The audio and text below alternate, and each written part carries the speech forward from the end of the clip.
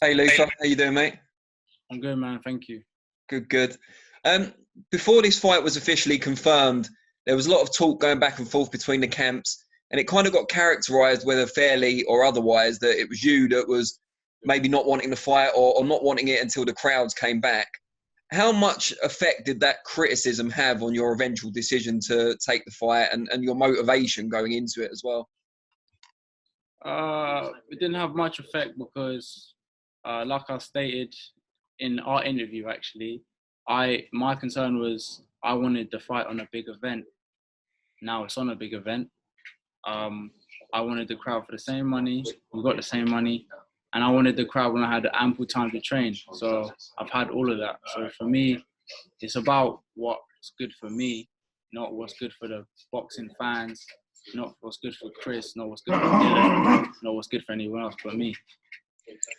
Just before move on to some of the other guys, just tell us a little bit about the work your mum was doing during the pandemic. Obviously, it's ongoing, but and how that affected your family. She's done some heroic work, I believe.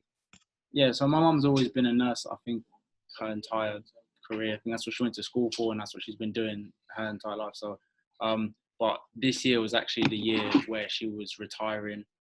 So obviously we were a bit worried when she's gonna be in the COVID wards, and she's obviously she's healthy and everything, but she's still up there in age. You know what I mean?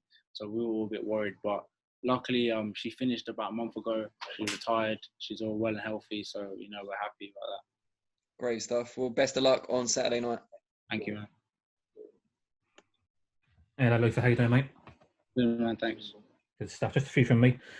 First of all, you fought all over the world: Georgia, Latvia, Lithuania. This Saturday will be Eddie's back garden in front of no crowds. How do you feel that will affect you going into the fight Saturday night? I don't really think it'll have much effect. It's obviously a new situation, new scenario, nothing I've ever done before. But I believe once I'm in the ring, it's just going to be a fight. A hard fight at that, but it's going to be a fight. You have tasted defeat before. Does it relieve any pressure getting into fights, not protecting an O and defeated the record? No, it doesn't relieve any pressure. You always want to win. When you don't want to win, you either quit or you become a journeyman. And I have no intentions of being either one of those. And just finally, before I pass you on to Steve, can I push you for a prediction? What will happen Saturday night? Oh, I'll win. That's it. Perfect. Best of luck. Cheers, Luther. Hi, Luther. It's Steve from Boxing UK. Right. Luther, a couple of years ago, Al Siesta told us that Luther Clay's the man and to watch for him. He was that confident that 2 years ago. Why do you think that was the case, even as far back as that? Couldn't tell you, man. I've got the eye. I just do the work in the gym. He must have an eye for boxing. You kept racking up the wins, and obviously the big one to most boxing fans was the Dario Morello fight. Just how much has your profile changed since then? I think it's probably changed a bit. Obviously, I got that little title trinket belt, and I defended it against Freddie Kiewit, who was a good fighter, and he's known a bit on the small hall scene, British scene, and he's been doing some work. So I got 2 good wins, and I don't know about lifestyle or quality.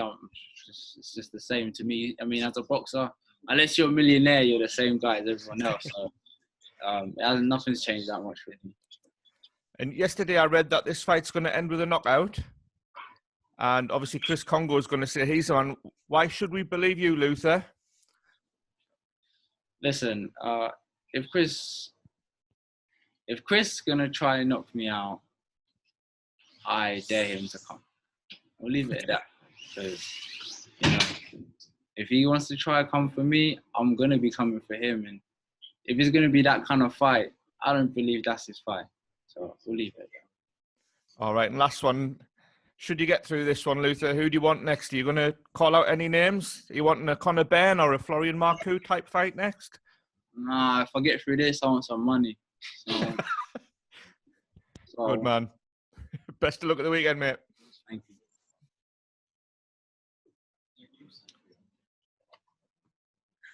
Mark, any from you, mate? Yeah, I was on the same lines of the last question. there's two nice wins you're coming off. How much confidence do you have going into this fight? Where's your confidence level? Yeah, I mean, I'm pretty confident. Understand it's a difficult fight stylistically, but I've had a good training camp. Worked on some stuff, obviously for the previous camp that I fell through, and then I carried that over to this one. So I'm pretty confident. I understand it's going to be a hard fight. There's a lot of things to get past, but I'm confident I can adjust in there and do what I need to do to get the victory. Also, this is obviously a different type of fight week, being in this bubble atmosphere. Obviously, you got another 3-4 days. How do you plan to kind of pass the time? Netflix and chill by myself. Netflix and chill, man. I mean, ain't nothing you can do anyway. Fight week, it's nothing you usually don't do. You're probably just in your house, stepping on the scale, checking it, getting off it, drinking a bit of water. You know what I mean? So that's what I'm gonna be doing. Just locked in, really. It's nothing I'm not used to. Thank you.